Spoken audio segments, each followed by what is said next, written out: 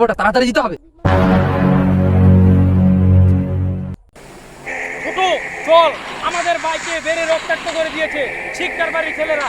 এত বড় সাহস তাদের, এর পরিণতি খুব ভয়ঙ্কর হবে। চলো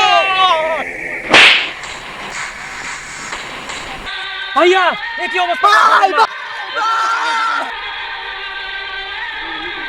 ভাইয়া? ছোট, আমাদের শরীরে যদি তালুকদার বাড়ির রক্ত থাকে তাহলে এই প্রতিশোধ খুব ভয়ঙ্কর হবে।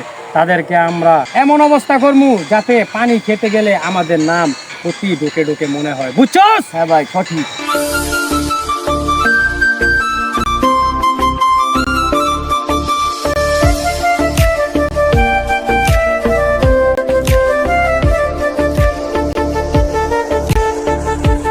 আরে শিকদার বাড়ির ছোট মেয়ে না? আরে ভাই, আমি এইমাত্র দেখে আসলাম শিকদার বাড়ির ছোট মেয়ে আসছে বিদেশ থেকে। হ্যাঁ, কি বলিস? আমি এক্ষুনি দেখে আসলাম। ওই দিন তো শিকদার বাড়ির বউ আর তার মেজু মেয়ের খেয়ে দিয়েছিলাম চোখ দিয়ে। আজকা কামু বিটলি রে। চল চলো ভাই। চল।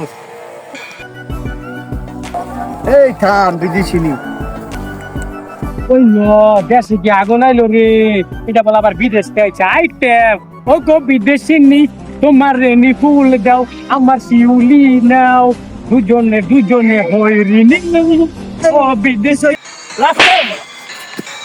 ভাই, শিকদার বাড়ির মেয়ের এত বড় সাহস, তোমার গায়ে হাত দিল। কে জানে না তালুকদার বাড়ির ছেলেরা কতটা ভয়ঙ্কর হতে পারে।